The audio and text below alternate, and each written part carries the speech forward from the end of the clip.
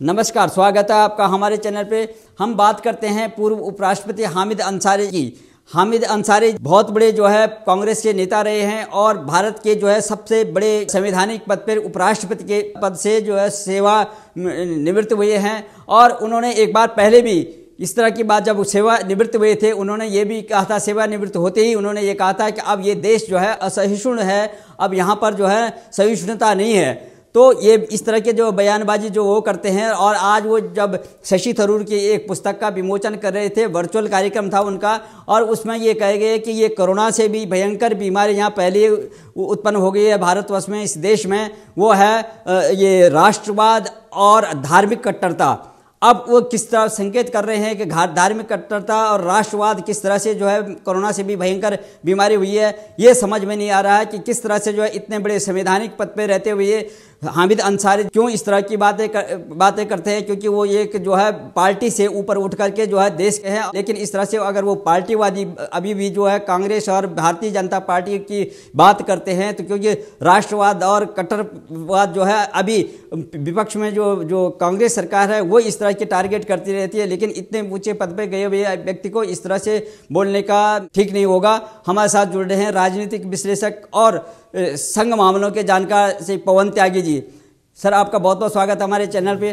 Sir, आप बताइएगा कि जिस तरह से इतने बड़े संवैधानिक पद पे बैठे हुए हैं हामिद अंसारी, पहले भी उन्होंने इस तरह से विवादास्पद जो बयान दिया था, तो आपको क्या लगता है कि ये राष्ट्रवाद और धार्मिक कट्टरता क्या है और राष्ट्रवाद क्या है, किस तरह से लेते हैं? जैसे आजकल जो है जो विपक्ष भी जो है टारगेट करता है, इधर से ओवैसी बोलते हैं हैदराबाद से, दूसरे कांग्रेस के लोग बोलते हैं, वामपंथी लोग बोलते हैं कि ये राष्ट्रवाद और ये धार्मिक कट्टरता किस तरह से जो है जब से जो है ये भारतीय जनता पार्टी जो है सरकार में आई तब से ज़्यादा बढ़ गया। तो उपराष्ट्रपति जी का इस तरह से जो बोलना, वक्तव्य देना, वो किस तरह से लेते हैं आप?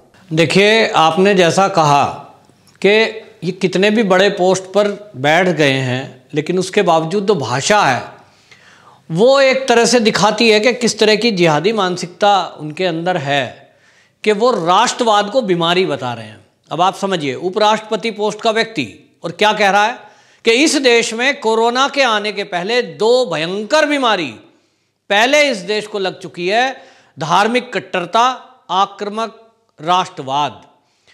और ये धार्मिक कट्टरता किसको कह रहे हैं?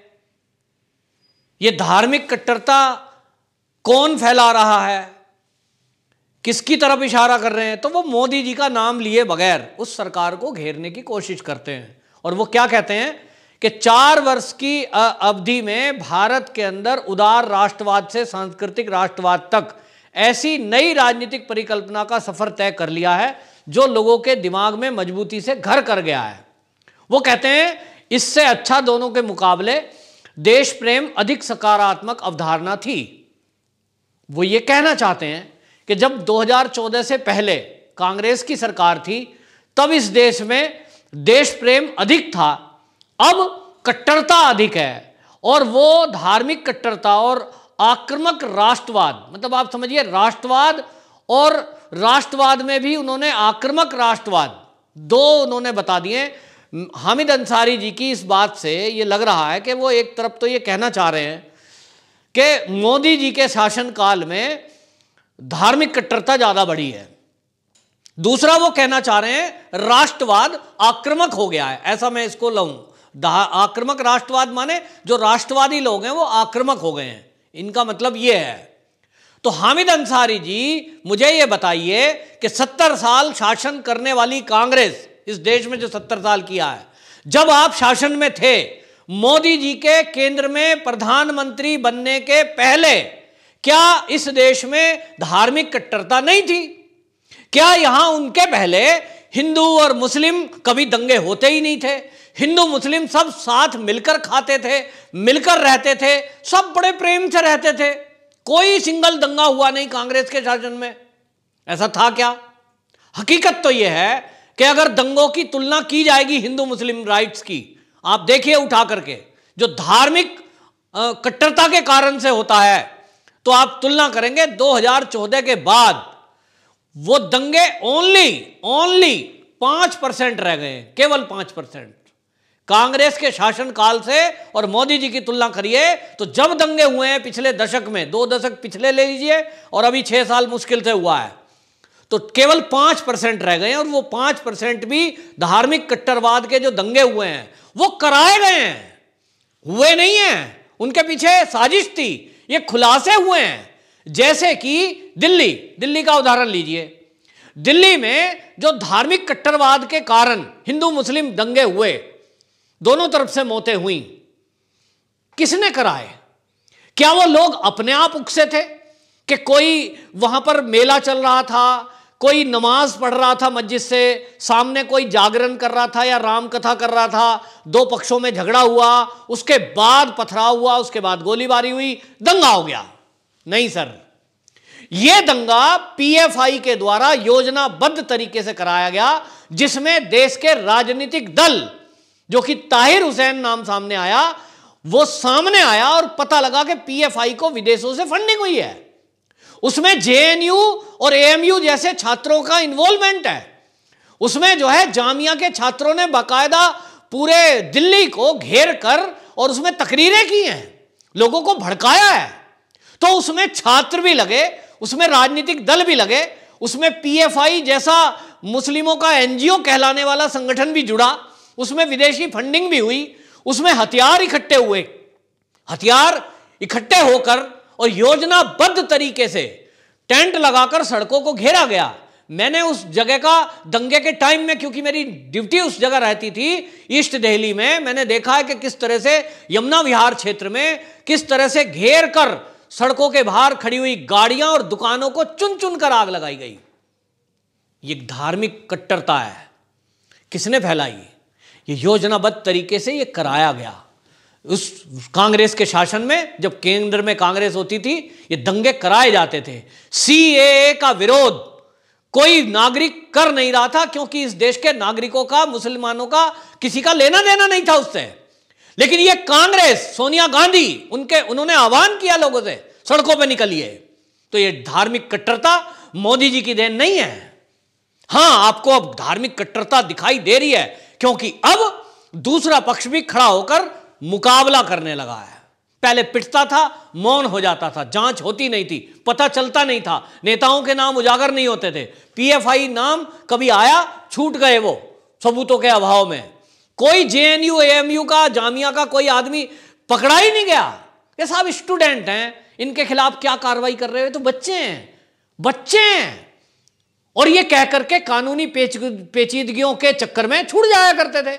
ये पहली बार है कि उनकी पोल खुली तो आयशा लदीदा जैसी नाम सामने आए कि वो केरल से चल करके दिल्ली में यहां किस तरह की प्लानिंग कर रहे हैं। फर्जी पत्रकार लगे हुए हैं इस काम में, और शर्जील इमाम जैसे लोग देश को काटने की बात कर रहे हैं। ये पहली बार हुआ है कि उनका मुकाबला भी हुआ, उनका कानूनी तरह से मुकाबला हुआ। हमारे सुरक्षा बलों ने, हमारी पुलिस ने काम किया।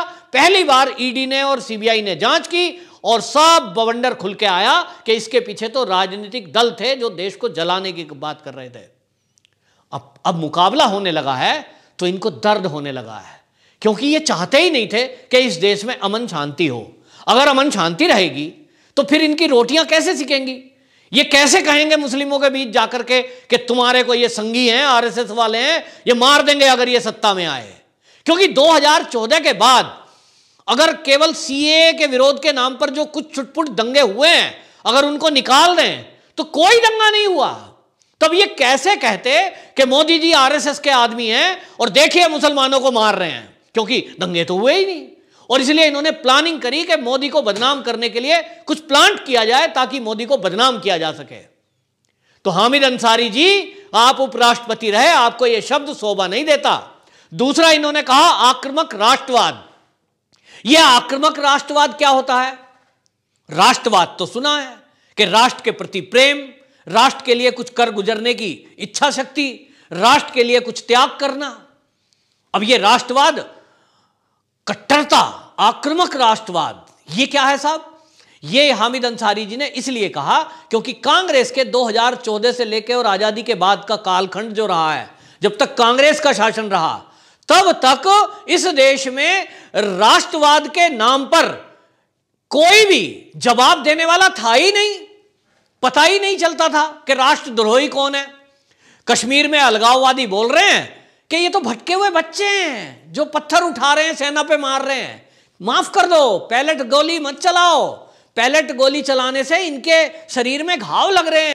तो कोर्ट में एप्लीकेशन लगाई, देश के लोगों ने भी कहा कि साहब ठीक नहीं है, बच्चों पे गोलियां मत चलाओ, ये तो पढ़ने वाले भटके हुए बच्चे हैं। लेकिन राष्ट्रवाद में लोगों ने खोज खबर की और इसका मुकाबला किया कि ये जो बैठे हुए लोग हैं कश्मीर में, पीडीपी वाले लोग, ये नेशनल कॉन्फ्रेंस वाले जैसे लोग और ये कुछ कांग्रेसी जैसे लोग जो वहां बच्चों को भटका हुआ बताकर ये तो पैसे दे रहे हैं पाकिस्तान से लाकर, आतंकवादी उसके पीछे हैं, आईएसआई उसके पीछे है।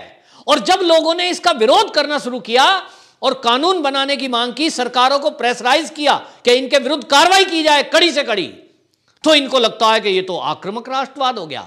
ऐसे भी राष्ट्रवादी लोग हैं जो प्रतिक्रिया करने लगे हैं। आपने एक सिंगल ट्वीट किया, हामिद अंसारी जी, अभी आपने बोला है ना, देखो कितने सारे ट्वीट हो गए, पहले तो होते नहीं थे। लोग कहते थे देश का उपराष्ट्रपति है, अच्छा ही कह रहा है, इसके विरुद्ध क्या बोलना, लेकिन अब लोग बोलते हैं, अब सहन नहीं करते। तो आपको दर्द हो रहा है कि ये तो आक्रामक हो गए राष्ट्रवादी लोग। तो आक्रामक हो गए हैं, ये तो अच्छी बात है। राष्ट्रवादी आक्रामक होना ही चाहिए, या राष्ट्रवादी ऐसा होना चाहिए कि हमारे राष्ट्र पर कोई हमला करे, राष्ट्र के बारे में उल्टा सीधा बोले, राष्ट्र को जलाने की बात करे, राष्ट्र के दो टुकड़े करने की बात करे और हम हाथ पे हाथ रखे हुए मौन बैठे हुए चाय की चुस्कियां लेते रहें, देश को कटता और बढ़ता देखते रहें। क्या चाहते हो हामिद अंसारी जी आप? क्या राष्ट्रवादी लोग आक्रामक ना हो, आतंकवादी आक्रामक हो, आपके जैसे लोग आक्रामक हो जाएं कि वो पीडीपी वाले लोग, मुफ्ती मोहम्मद सईद जैसी कोई भी पार्टी का आदमी ये कहे कि तिरंगा उठाने वाला नहीं बचेगा इस देश में, वो तो आक्रामक हो जाएं और उनके खिलाफ कार्रवाई करने वाले लोग, कहने वाले, वो मौन रहें। आप यही चाहते हो ना? 70 साल कांग्रेस ने यही तो किया। लेकिन अब मोदी जी जब से आए हैं, जब से राष्ट्रवादी लोग जागरूक हो गए हैं, जागृत हो गए हैं, और कोई भी देश के विरुद्ध में कोई टिप्पणी करता है, कोई जरा सी हरकत करता है, पूरा देश राष्ट्रवादी लोग जाग के खड़े हो जाते हैं। हर कोने पर, हर एंगल पर, हर मुकाम पर वो मुकाबला करते हैं, चाहे सोशल मीडिया हो, चाहे मीडिया प्लेटफॉर्म हो, चाहे आप डिबेट हो, कोई भी देख लीजिए, बोलती बंद कर देते हैं। तो आपकी दिक्कत हो गई है, कांग्रेस की दुकान बंद हो गई है, क्योंकि कांग्रेस की दुकान राष्ट्रवादियों के सोने से और जो धार्मिक लोग हैं उनकी चिर निद्रा से इनकी दुकान चलती थी, क्योंकि ये लोगों को धर्म के नाम पर लड़ाते थे, ये राष्ट्र के नाम पर भी अपनी दुकान चलाते थे और लोगों को राष्ट्रवादी विरोधी, राष्ट्र विरोधी गतिविधियों में लगाकर, और ये उनको छुड़ा ले जाया करते थे बच्चे और बेगाने बताकर। तो अब ये चलने वाला नहीं है इनके ये बयान, अब ये कोई देशवासी सहन नहीं करेगा। बहुत हो गया, आप उपराष्ट्रपति रहे हैं, आप अपने पद की गरिमा का ध्यान रखिए, लेकिन मोदी जी को घेरने से पहले अपनी गिरबान में झांकिए कि मोदी जी का शासनकाल कैसा शांतिपूर्वक रहा है। जिन्होंने इस देश को बांटने की कोशिश की, जातियों में लड़ाने की बात की, धर्म में लड़ाने की बात की, उनके खिलाफ कार्रवाई की गई, चाहे वो कोई भी हो। आपके शासन में केवल तुष्टीकरण होता था, कार्रवाइयां नहीं होती थी, धर्म देखकर कार्रवाई होती थी, जाति देखकर कार्रवाई होती थी। अब ऐसा नहीं होता।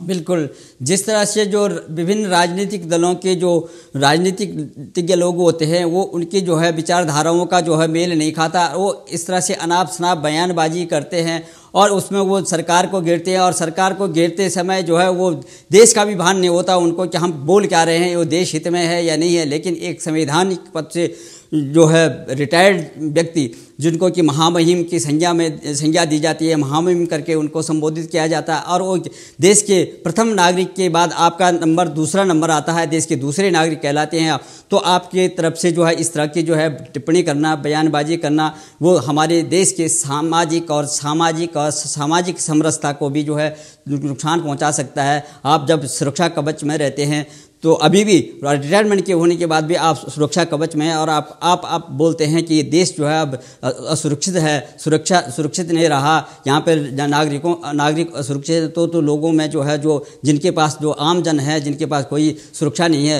वो लोग जो है भयभीत हो जाते हैं। आपको ज़रा समझ के बोलना पड़ेगा। आपको हमारे राजनीतिक विश्लेषक ने हमारे दर्शकों को बहुत सरल शब्दों में बताया। बहुत बहुत धन्यवाद त्यागी जी आपका।